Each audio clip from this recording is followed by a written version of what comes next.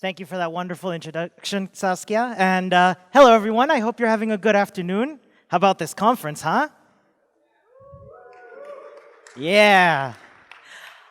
Just a quick thing before we get started. I just in case, like my slides aren't that visible, I put them up. You can get them from my Twitter, Ramón Huidobro, or from my website, ramonh.dev/teaching-kids.pdf. I tweeted that out just in case they're hard to see or something. So I'm not going to talk about myself because I have someone more interesting to talk about. You might be having a couple of questions about who I am and why I look so different than the drawings. And in order to answer that, we just have to do a little bit of let's get out of our current mindset, go a little bit further in time. Let's imagine a time when phones were maybe a little thicker, they had headphone jacks, they had physical home buttons. The thought of it being Friday would conjure up maybe some music about how we gotta get down on Friday. And I'm gonna introduce you to this person that's very near and dear to my heart. His name is Ramón. So this is Ramón from 7 years ago. So I'm gonna just talk to him real quick. Ramón, would you mind please saying hi to the nice people here at Clojure, Heart of Clojure? And why don't you tell us a little bit about yourself?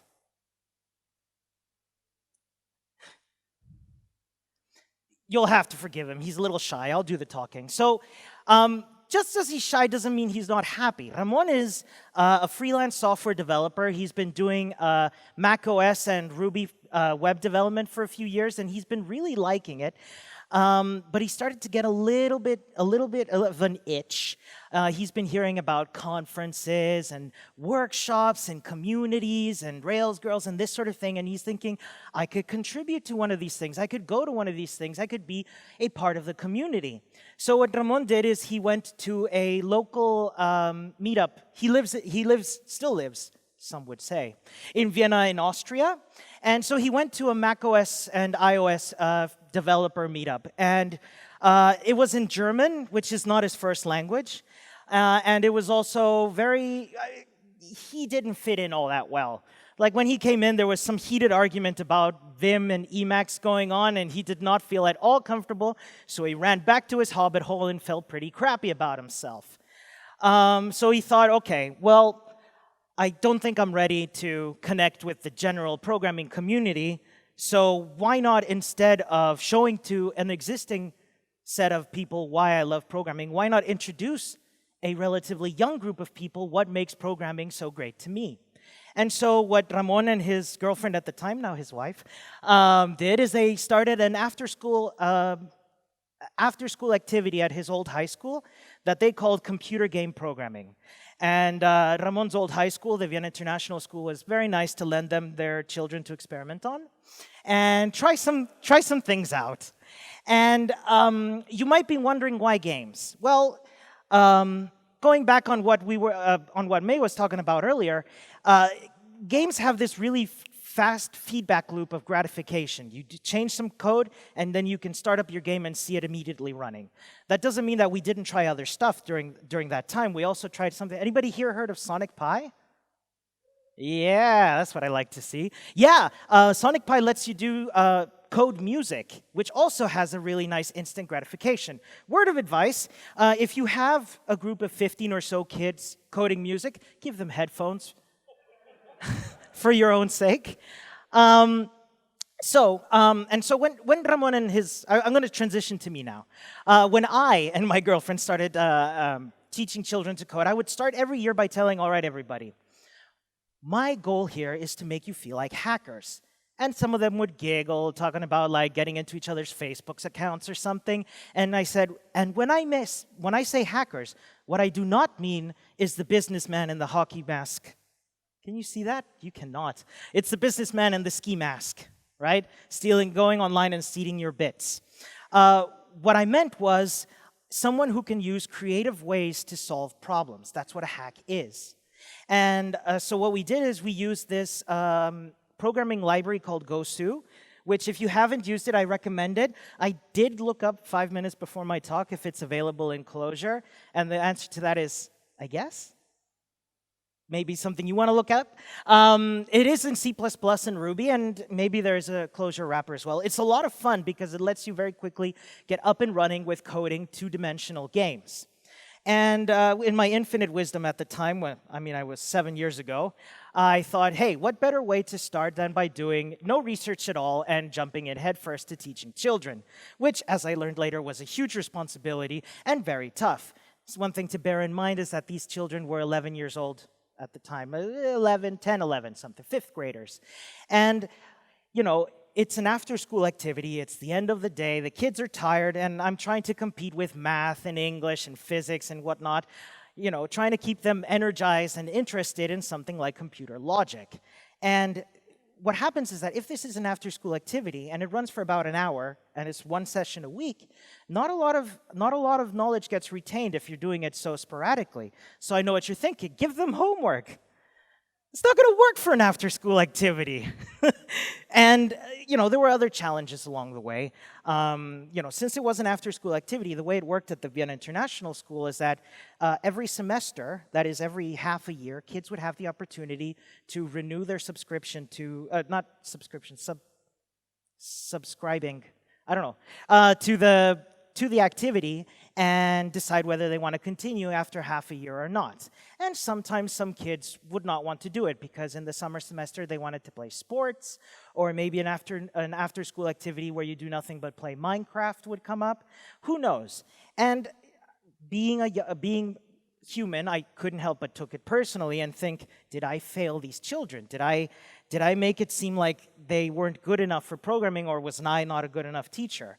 And having picked up the skills over the years and continued to persist and iterate and improve, I found that it's okay if some kids leave. Maybe it's too early for them. Maybe they don't like programming. But maybe what I've done is planted a little seed that will bloom into a skill that comes back later in life. Be it automizing your stuff at work, understanding how to communicate with software developers, and things like this. And this I find really important. Now, what I'm going to talk to you about today is not the benefits of teaching children to code for the kids, right? There are several, of course, and they are very important and worth going over, but I also want to talk to you about what you, as a teacher, get when coaching someone into programming. These are 5 things that I picked up over the years. And we're going to start with the first one, which is about breaking stuff. Because let me tell you, if there is one group of people out there who's really, really good at breaking stuff, it's children. So let's talk about making a two-dimensional space game we're making, where your objective as a little spaceship is to fly through space and dodge asteroids as they come down at you. And the kids would ask me, Ramon, what's a good velocity for these meteorites to be flying at you at? And I'd say, make it about 9 units per second, some 10 units per second, and I would let them go at it, and then they'd come at me and say, they're going a bit too fast, my game is broken. I don't know if you can see here, but they're going extremely fast, and they're going at over 9,000. I'll give you another example. If we're making a jump and run game, something like Super Mario Brothers, and they would come up to me and say, Ramon, how many enemies should I have on screen at a time? And I would tell them, I don't know, 4, maybe 5, and I'm thinking to myself, haha, this time I learned, and now they'll just put in like 10 or something, right? No, I was wrong, and they put in several thousands. One last example that always makes me smile is thinking to myself, they would ask me, okay, so in this jump and run game, how high should I be able to jump? What jumping force should I have? I'm not going to jump too hard. What jumping force should I have? And, well, okay, you get the point by now. This, at the beginning, when I started teaching children to code, this used to really stress me out because we would be like spending way too much time like fixing things, and the kids would just be breaking stuff and laughing and giggling. It's like, look, I broke it. And and after giving this some very serious thought, I came to the conclusion that this is not actually something negative, but it's something very positive, because not only is it giving them the opportunity to see how a computer works, how the things that they put in become things on the screen, that they are in complete control over how a game works. It even starts conversations going. They'd come up to me and be like, hey, there's too many enemies on my screen. And I would say, well, why do you think that is? And they'd probably think about it and actually come to the conclusion that they should really, think about what kind of numbers they're putting into their game. And it also was a reminder for me to when I'm doing my daily tasks at work, to just go in and play around with something, break it, see how it works, see how it ticks. So that's the first of those. The next is about appreciating that which I take for granted. And by that I mean, I'm going to show you a little bit of code, and I'm sorry, it's Ruby code. It's what we did at the time. So I showed them a piece of code, and I said, all right, everybody, here we have 2 lines of code. What does this code read out to?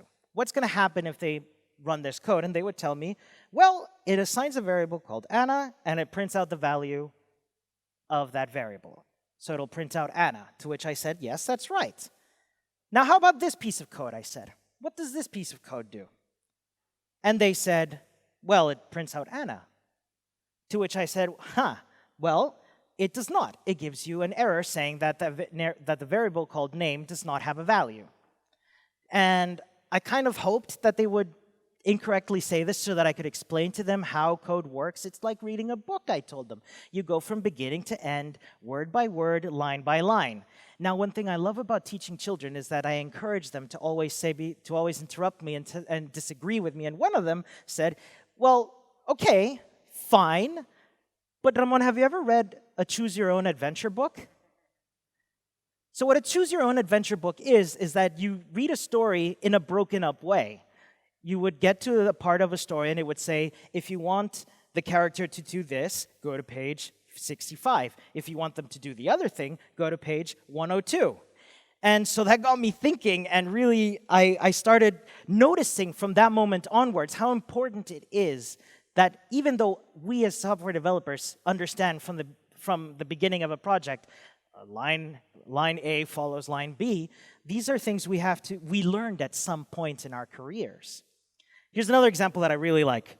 So after spending some time in the terminal, after making some very simple games, I got to show the kids how to do their graphics, and it was always very exciting to be like, all right, everybody, here's how you make a game, here's your window, here's your character's position, it's got coordinates, X being the horizontal value of where the position is, and Y being the vertical value of where they are. And I explained to them, if you want to put them at the top left, you'd have to assign both values to be 0.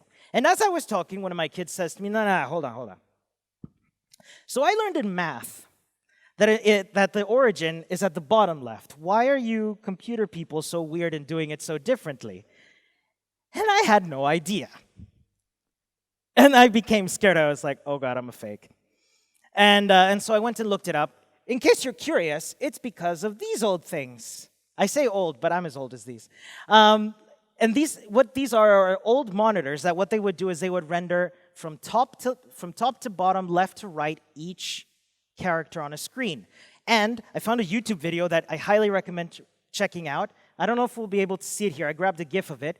This is how it works. You can see it's rendering from left to right. This is a very high-speed camera. What it's doing is showing the graphics of Super Mario Brothers one pixel at a time. You can see there. It kind of gives me an existential crisis, but it's awesome. I highly recommend checking out this video. Which is cool. I mean, and after a while, I found myself being less afraid of not knowing things. So let's talk a little bit about practice and learning, right? So here's what we would do, right? A little bit down the year, I would explain to one of the kids, hey, all right, this is a new concept. This is how we're going to handle it. This is how it works. And now that I've explained all these things to you, please use it. And the kids would be like, I have no idea where to start. Which was a little bit scary at first, and then I realized, well, what I actually have to do is not only tell them how something works, but also have them work toward understanding how it works. So what we would do at the beginning of every session is give them tiny little exercises. Make an array of enemies here, move them this way, apply things on them that way. And this would start as little quizzes that I would do at the beginning of every session. which you might imagine at the beginning was like they just wanted to make explosions. They weren't interested in little quizzes. But by gamifying it, they wanted to try and defeat me. They tried to answer the question before I could even finish asking it. And so they'd interrupt me and compete with each other, being like, I know, I know, I know. And it reminded me of how, when I want to pick up a skill, it's not like I just read how to do it and then I know how to do it. There's still this part where I practice. I still can't draw very well, but that's not the point. So, let's talk about a single line of code. I believe this was talked about earlier today. So, here's a little method we have, again, in Ruby, where what this method does, as outlined in May's talk, this is the part of a game where we update the coordinates of certain characters, or we take player input into account. Now, I showed this line of code to the kids, and I told them what this does is that it moves your character 5 pixels to the right. And they said, okay, gotcha, I can use this. And I said, ha, now let me rock your socks off, because this over here does the exact same thing. It's a lot less code, and it's a lot cleaner, huh? And the kid said, actually, I prefer it the old way. And I said, well, that's just one opinionated kid. How about the rest of you? And they all said, yeah, I kind of think that the old way makes more sense. Which confounded me, because how is it that, something that looks so simple is less easy to understand? And that's the thing. Maybe verbosity isn't a bad thing after all. For example, this here, a piece of code that what it does is it moves your character 5 pixels to the left, but if it gets to all the way to the left edge of the screen, it'll stick to the left edge of the screen. As subjectively beautiful as this may be, maybe a little more verbosity is not a bad thing.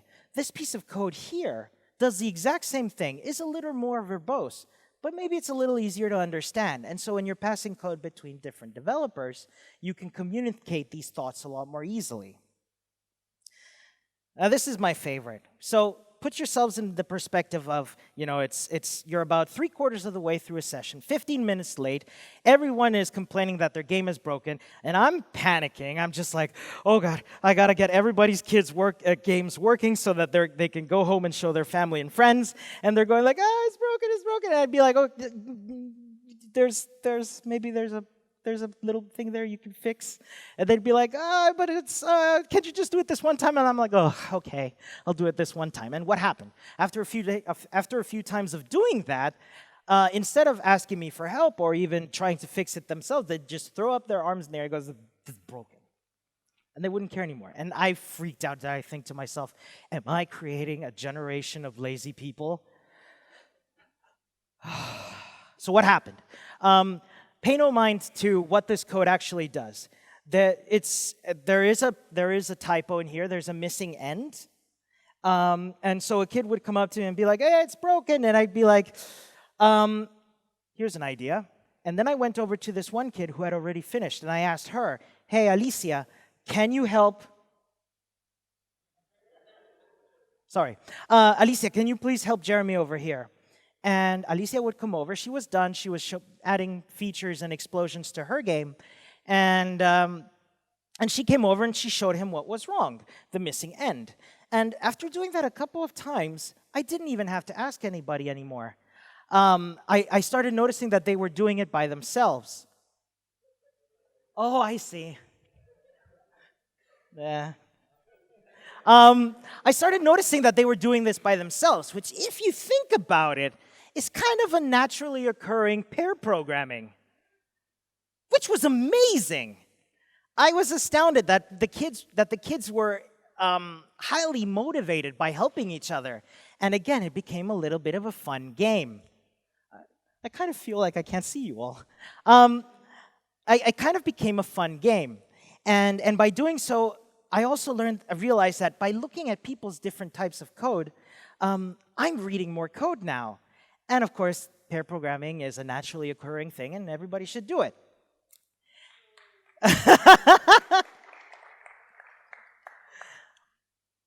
So these are just 5 of the things that I learned over time by teaching children to code. One very important one was that I picked up a lot of confidence. Shortly after, a few years after doing this course for children, I kicked back my tears and I went to a meetup and I became integrated in my software development community. I started coaching at Rails Girls and other workshops, and I met lots of wonderful people. I'm here giving a talk today. I'm pretty happy about that. And I've even made so many friends. Bye. I've made so many friends now, and I just feel so much better, and I know that this can happen for anybody. Teaching people is something that seems so overwhelming, but it's really not, because you're learning as well as you do it. So I'm just going to say thank you to everybody, and you know, if you ever wanted to, okay, my editor, me, left something for me to talk about. So it has been several years now that I've been doing this, 7 in fact, and there's 2 more things I wanted to talk to you about today. One of them is how your skills as a software developer carry over between platforms.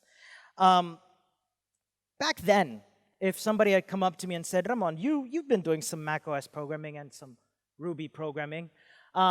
You've been doing some macOS and Ruby programming. Why don't you come join us and do an iOS project? Now, I'm really bad at saying no. So back then, I would say yes. And I'm really glad they didn't have my incredible piece of technology, the confidence-ometer. Warning, much nervousness detected. And what would happen is I would be super scared to jump into this new project. But then I started realizing, hold on a second. I know HTTP, I can make a request. Or hold on a second, this is just DOM rendering, I can do this. And little piece of skills here that I've picked up in my years of developing software on one platform could move over to others. This is by far my most important piece of advice to myself, which is the importance of asking questions. So this question here came up during my last Rails Girls workshop last month. What does the div in a div stand for? Now, if they had asked me this question in 2012, I would have been thinking really hard, sweating a little bit, maybe crying a little bit. But now if somebody asked me, hey, what's this thing you don't know about? I'd be like, I am so excited. Let's go look it up right now.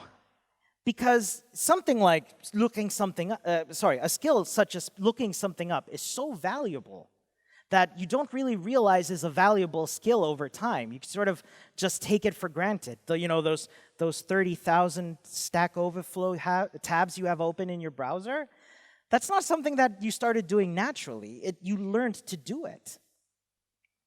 So that's all I have to say today. Just if there's a takeaway, I just want to say, you know, teaching is not only a lot of fun, it's also really important for you as a person, as you're in your personal development. And it doesn't have to be children, by the way. If I wasn't clear, you can teach adults as well, especially as software becomes more and more integrated into a daily working routine. So I'll just leave it at that. I'll say thank you to my sister Pilar and my wife Birgit for their drawings. And I'll say thank you to you for listening to me today.